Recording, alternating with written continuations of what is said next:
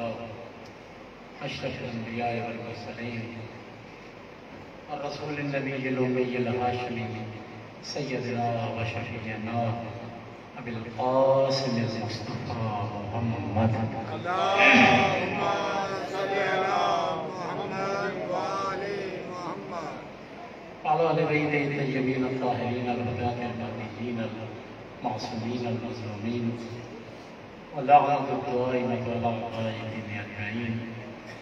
اما بعد فقد قال اللہ تعالی عز اسمہ فی محکم کتابہ ونحکم خطابہ. بسم اللہ الرحمن الرحیم. ان الدین عند اللہ الاسلام. صبح پڑھے مل کے سارے حضرات. اللہم صلی علی محمد وآل محمد. سارے محترم احبان اہل بیت، یعنی اہل بیت، میرے سامنے کائنات کے کوئی معمولی انسان تشریف فرما نہیں ہے، بلکہ انتہائی اعلیٰ ظرف انسان بیٹھے ہیں، اس لیے کہ جو اپنے محسنوں کے احسان کو یاد رکھتے ہیں وہ اللہ کی نظر میں اعلیٰ ظرف بن جائے گا. میرے بھائیوں میں جامع اعضاء ہیں، اس وقت پوری مادر گرتی پر صفائی ہستی پر اگر آپ دیکھیں گے تو جابجا ہر ملک میں ہزاروں مقامات پر عزاداری حسین کی جا رہی ہے، اور لوگ بعض دفعہ حیران بھی ہوتے ہیں کہ اتنی صدیاں گزر گئی اور آپ لوگ ابھی تک اہل بیت کا غم کرتے ہیں. میرے بھائیوں، ہم اس غم سے جدا ہو نہیں سکتے، اس لیے کہ ہر شے کی کوئی نہ کوئی بنیاد ہوا کرتی ہے اور ہر شے کی کوئی نہ کوئی بقا ہوا کرتی ہے. جو بھی چیز دنیا میں موجود ہے، جو بھی مذہب دنیا میں موجود ہے، ایک اس کی بقا ہے، ایک اس کی بنیاد ہے. یاد رکھیے کہ پہلے بنیاد ہوا کرتی ہے، پھر اس کے بعد بقا ہوا کرتی ہے. مذہب اہل بیت کی بنیاد کو ولایت علی کہتے ہیں اور اس کی بقا کو عزاداری حسین کہتے ہیں. اگر یہ مذہب دنیا میں موجود ہے تو اسی حسین کی عزاداری کا صدقہ ہے، اور ہم ان ہستیوں سے جدا ہو نہیں سکتے، اس لیے کہ اللہ نے یہ فقط کائنات میں ہم پہ احسان فرمایا ہے کہ جیسا نبی اللہ نے ہمیں عطا کیا کائنات میں کسی کو عطا نہیں کیا، اور جیسا علی کی صورت میں امام ہمیں عطا کیا ہے کائنات میں کسی کو عطا نہیں کیا. ایک اسلام کے نام پر 73 اسلام دنیا میں موجود ہیں. بہت سارے لوگ بہت ساری فکروں کو لیے ہوئے دنیا میں بیٹھے ہوئے ہیں، لیکن میرے بھائیوں، آپ کے مذہب کا امتیاز یہ ہے دوسرے فرق سے جو چیز ان کو جدا کرتی ہے. تو میں بس یہی کہنا چاہتا ہوں کہ کوئی ہزاروں سال تک بھی تحقیق کرے تو وہ اسی بنیادی فرق تک پہنچے گا کہ بھائیوں نے جو شریعت سمجھی ہے وہ قیاس کے ذریعے سے سمجھی ہے، اور ہم نے جو مصطفیٰ کا نظام سمجھا ہے وہ علی جیسے امام سے سمجھا ہے.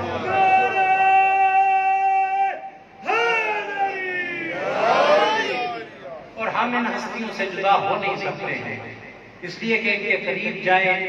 جو ان کے قریب چلا جاتا ہے وہ اللہ کے قریب ہو جایا کرتا ہے، جو ان ہستیوں کے قریب ہو جاتا ہے وہ جنت کے قریب ہو جایا کرتا ہے، جو ان ہستیوں کے قریب ہو جاتا ہے وہ اللہ کی رضا کے قریب ہو جایا کرتا ہے. اور یاد رکھیں، میں نے کہا کہ نہ کائنات میں مصطفیٰ جیسا نبی ہے اور نہ کائنات میں علی جیسا کوئی اور امام ہے. اور میں اپنے پاس سے بات نہیں کر رہا، بلکہ یہ پیغمبر خدا کی حدیث ہے کہ حضور صلی اللہ علیہ وآلہ وسلم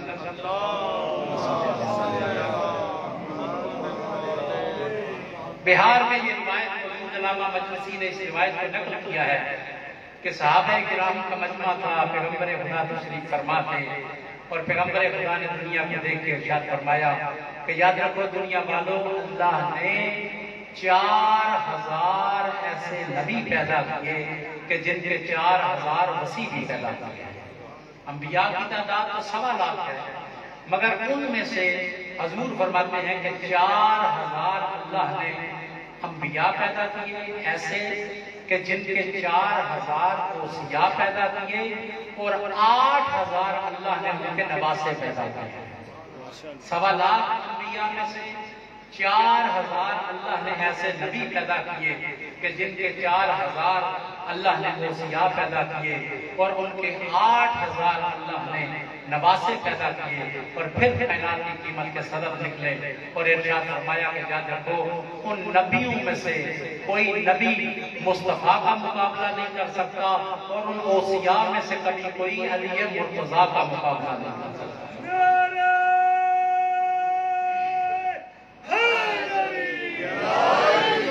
ان انبیاء میں سے کوئی نبی مصطفیٰ کا مقابلہ نہیں کر سکتا, کوئی وسیع علی مرتضیٰ کا مقابلہ نہیں کر سکتا اور ان 8000 نواسوں میں سے کوئی حسن و حسین کا مقابلہ نہیں کر سکتا.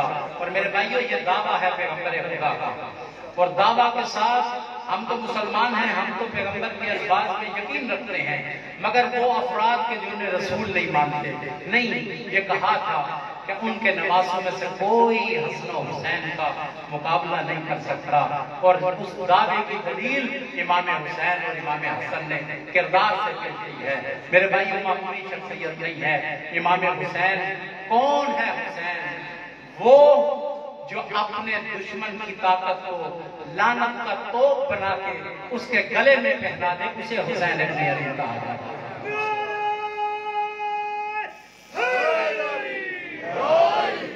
جو اپنے دشمن کی طاقت کو لعنت کا توپ بنا کر اس کے گلے میں پہنا دے, اسے حسین ابن علی کہا جاتا ہے. جو اپنے چاہنے والوں سے تقاضا کرے کہ آؤ میری عزاداری میں, شرائط ہو حسین کی, شرائط حسین کی ہو, اور جو ایک آنسو حسین پہ بہا دے یہ اس کے لیے جنت کو واجب کر دیا کرتا ہے. وجبت لہ الجنہ, جو حسین کی ذات پر ایک آنسو بہا دے اس پہ اللہ جنت کو واجب کر دیا کرتا ہے. میں نے بعض کتابوں میں دیکھا ہے کہ ہمارے برادران اس حدیث میں ذوق کا فتویٰ لگاتے ہیں کہ یہ ہو کیسے سکتا ہے کہ ایک آنسو بہانے پر جنت واجب کر دی جائے. میں نے ساتھ شرط لگائی ہے کہ وہ آنسو حسین کی شرائط پہ بہایا گیا. حسین کی شرائط پہ اگر ایک آنسو عزاداری حسین میں بہایا جائے وجبت لہ الجنہ, اس پہ جنت واجب ہو جایا کرتی ہے, شرط ہو حسین کی. اور میرے بھائی یہ ذوق کے فتوے فقط اہل بیت کے فضائل پہ لگتے ہیں. اہل بیت کی سیرت اور اہل بیت کے فضائل میں جو احادیث ملتی ہیں ان پہ فتاوے لگتے ہیں, وگرنہ آپ بھائیوں کی کتابوں کو دیکھیں تو بہت چھوٹے چھوٹے کاموں پر بہت بڑے بڑے اجر اور جنت کے واجب ہونے کے فتاوا موجود ہیں. صحیح بخاری میں حضور صلی اللہ علیہ وسلم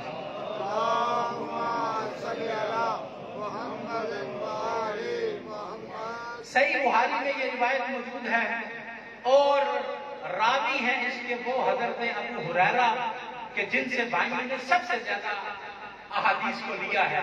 راوی بھی وہ کہ جس سے بڑا راوی بھائیوں کو ملتا کوئی نہیں, اور کتاب بھی وہ کہ بعد از قرآن جس سے زیادہ صحیح کتاب ملتی نہیں ہے. اس میں حضرت ابو ہریرہ روایت کرتے ہیں کہ حضور نے ایک دن ارشاد فرمایا, فرماتے ہیں فَإِنَّ لِلَّهِ تِسْعَةٌ وَتِسْعُونَ اسْمًا, دنیا والوں یاد رکھو کہ اللہ کے 99 نام ہیں, اللہ کے 99 نام ہیں.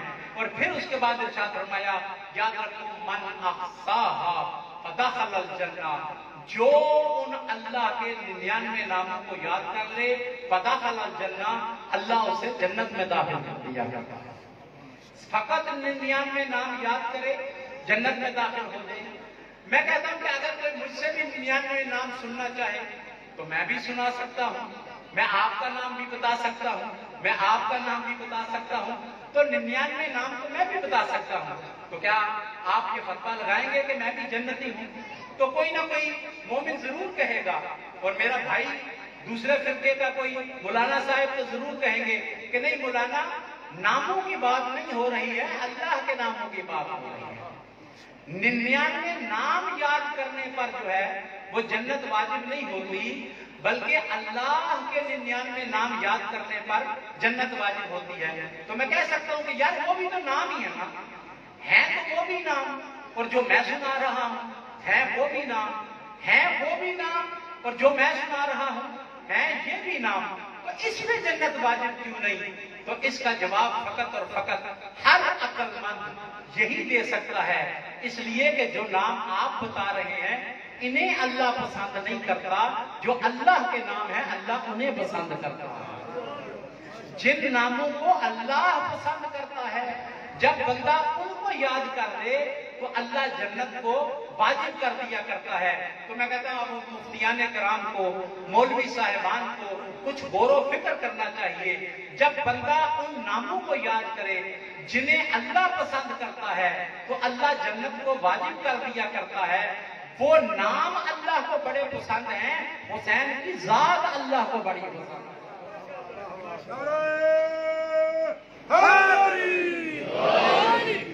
حسین کی ذات اللہ کو بڑی پسند ہے کہ جو حسین کی شرائط کو مان کر حسین کی عزاداری میں ایک آنسو بہاتا ہے، وجبت لہ الجنہ، اللہ اس کے لیے جنت کو واجب کر دیا کرتا ہے۔ اور میرے بھائیو فقط روایت یہاں تک نہیں ہے کہ جو مولا کی عزاداری کرے، جو مولا سے محبت رکھے اور ایک آنسو بہائے تو اس کے لیے جنت واجب ہے، نہ، بلکہ روایات یہاں تک کہتی ہیں کہ حشر کا میدان ہوگا، ہر کوئی پریشان ہوگا، اور اس میدان میں جب ہر بندہ پریشان ہوگا ہاتھ سے غیبی کی آواز آئے گی، آئینہ آئینہ زبار و قبر حسین، حسین کی قبر کے زائر کدھر چلے گئے۔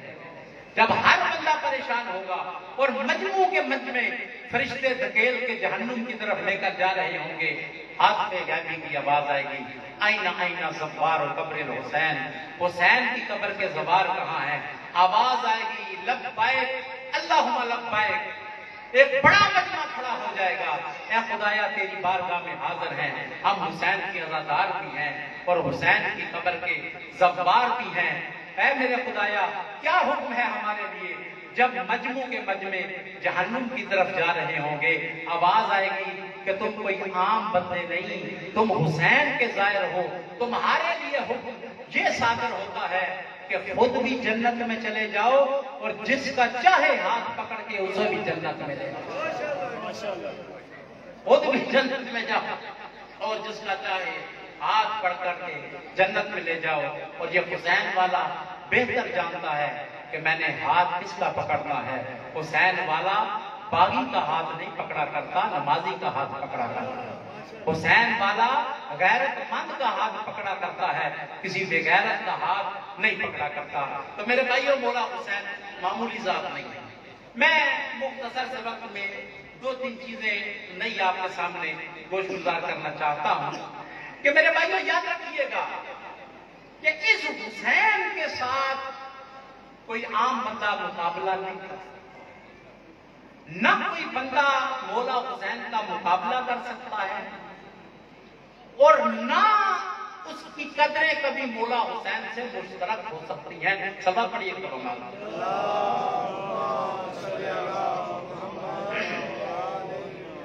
میں خصوصی توجہ آپ کی چاہتا ہوں، جو لفظ میں نے کہا اس کی طرف توجہ کریں کہ نہ کوئی بندہ مولا حسین کا مقابلہ کر سکتا ہے اور نہ ہی کسی اور بندے کی قدریں مولا حسین کے ساتھ مشترک ہو سکتی ہیں، نہیں ہو سکتی ہیں۔ نہ کوئی امتی حسین کا مقابلہ کر سکتا ہے، نہ کوئی تابعی حسین کا مقابلہ کر سکتا ہے، نہ کوئی صحابی حسین کا مقابلہ کر سکتا ہے، نہ کوئی تبع تابعی حسین کا مقابلہ کر سکتا ہے۔ یہ لوگ مولا حسین کا مقابلہ نہیں کر سکتے ہیں۔ اگر حسین کے ساتھ قدریں مشترک ملیں گی تو یا انبیاء کی صف میں تجھے بندے نظر آئیں گے یا اولیاء کی صف میں تجھے نظر آئیں گے۔ آئمہ کی صفوں میں نظر آئیں گے کہ جن کی قدریں مولا حسین کے ساتھ مشترک ہیں، یا انبیاء میں بندے نظر آئیں گے کہ جن کی قدریں جو ہیں وہ مولا حسین کے ساتھ مشترک ہیں۔ نہ امتی مقابلہ کر سکتا ہے، نہ تبع تابعی مقابلہ کر سکتا ہے، نہ تابعی مقابلہ کر سکتا ہے، نہ کوئی صحابی مقابلہ کر سکتا ہے۔ بغیر کسی کی بے ادبی کیے ہوئے، بغیر ذہن میں کسی کی توہین کا کوئی منظر پیش کیے ہوئے، میرے بھائیو یاد رکھیے کوئی مقابلہ نہیں کر سکتا۔ اور میں اپنی بات کے لیے فقط ایک ہی جملہ کہنا چاہتا ہوں کہ صحابی چاہے جتنا بھی اعلیٰ ہو، صحابی چاہے جتنا بھی بلند تر ہو، صحابی چاہے عرش پہ بیٹھا ہوا ہو وہ نوکر ہے مصطفیٰ کا، حسین فرش پہ بھی بیٹھا ہو وہ بیٹا ہے مصطفیٰ کا۔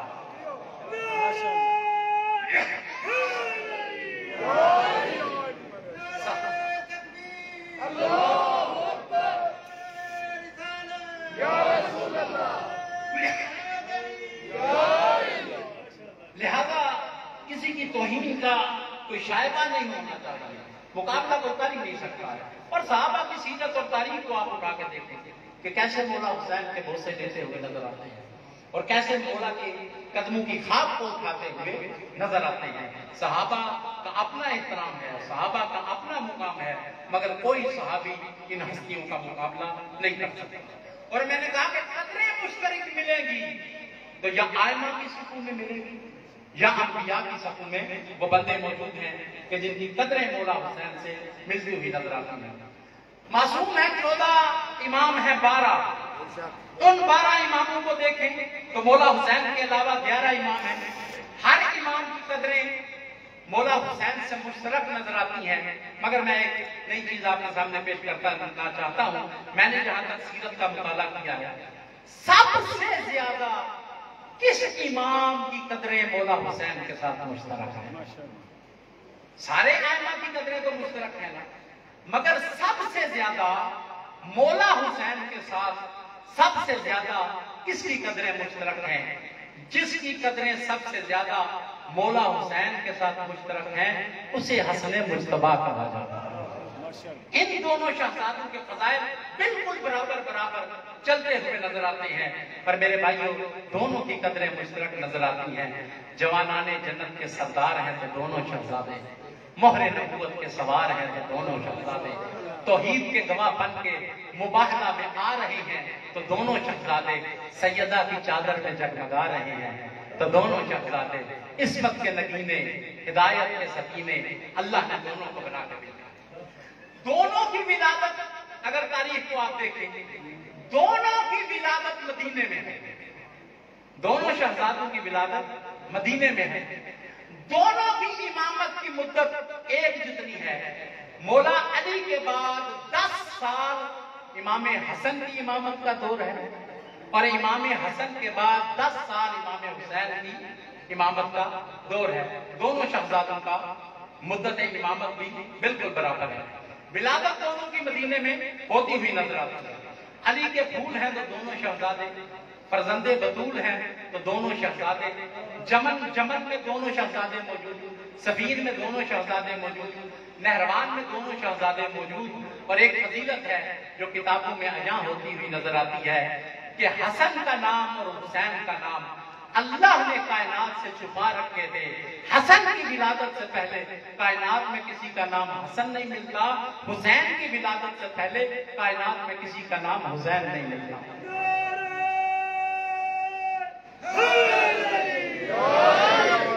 دونوں نام اللہ نے چھپا رکھے۔ وہ تاریخ جو کچھ بتاتی ہے کہ ولادت ہوئی نا جب امام حسن کی اور پھر جب ولادت ہوئی امام حسین کی، دونوں کے واقعات بالکل ایک جیسے ہیں کہ جب دونوں شہزادوں کا باری باری ولادت ہوتی ہے تو ختمی محمد صلی اللہ علیہ وسلم حضور تشریف لائے پہلے شہزادے کی ولادت کے وقت اور دوسرے شہزادے کی ولادت کے وقت، اور کہا میری بیٹی میرے لال کو میرے ہاتھوں پہ عطا کرو۔ امام حسن بھی آئے اور بعد میں امام حسین بھی آئے تو حضور نے بوسے لیے اور پھر مولا علی سے سوال کرتے ہیں کہ یا علی کیا اس شہزادے کا کوئی نام رکھا ہے؟ دونوں دفعہ، امام حسن کی دفعہ بھی اور امام حسین کی دفعہ بھی، کیا اس شہزادے کا آپ جو والد ہیں، آپ باپ ہیں، کیا آپ نے اس کا کوئی نام رکھا ہے؟ دیکھ کے ارشاد فرماتے ہیں کہ یا رسول اللہ فرزند ہے میرا، لیکن یا رسول اللہ مجھے آپ سے محبت ہی اتنی ہے کہ علی آپ پہ سبقت کرنا کبھی پسند نہیں کرتا، میں اس شہزادے کا نام آپ سے پہلے رکھنا پسند نہیں کرتا، آپ نام تجویز کریں۔ پیغمبر خدا نے دیکھا اور مسکرائے اور مسکرانے کے بعد ارشاد فرمایا کہ یا علی میں جانتا ہوں، یا علی تو کہتا ہے کہ تجھے مجھ سے بڑی محبت ہے، یا علی بالکل برحق ہے، تجھے مجھ سے بڑی محبت ہے، مجھے اپنے اللہ سے بڑی محبت ہے۔ اگر تو مجھ پہ سبقت نہیں کر سکتا تو ان شہزادوں کا نام رکھنے میں اپنے اللہ پہ سبقت نہیں کر سکتا۔ روایت کرتی ہے خدا کی طرف سے پہلی دفعہ فرشتہ پیغام لے کر آیا کہ میں نے اس لال کا نام حسن رکھا ہے، اور دوسری دفعہ پیغام لے کے آیا اس لال کا میں نے نام حسین رکھا ہے۔ یہ نام بھی اللہ کی طرف سے آیا ہے۔ اور میرے بھائیوں یاد رکھیں، پیغمبر نے فرمایا تھا کہ یاد رکھو علی و بطول کی جو اولاد ہے وہ مجھ محمد مجھ مصطفیٰ کی اولاد ہے، لیکن نام پیغمبر بھی نہیں رکھتے۔ پیغمبر نے دنیا کو سمجھایا کہ علی و بطول کی اولاد مصطفیٰ کی ہوا کرتی ہے، مگر ان کا نام میں بھی نہیں رکھتا، ان کے نام اللہ رکھا کرتا ہے۔ نام رکھا ہے اللہ کی طرف سے نام آیا ہے۔ اور میرے یاد رکھیں ایک اور بھی قدر مشترک ہے، وہ یہ کہ ان دونوں نے اللہ کے دین کے لیے اپنی جان کو قربان کیا ہے۔ دنیا کو قد بھی ان شہزادوں سے کہ ہم نے ان کی نسل کو رہنے نہیں دینا، لیکن دنیا کو جتنی قد تھی اللہ کو اتنی ان سے محبت۔ دنیا کی قد کی انتہا کوئی نہیں اور اللہ کی محبت کی انتہا کوئی نہیں ہے۔ وہ چاہتے تھے کہ دونوں شہزادوں کی نسل کو ختم کر دیا جائے۔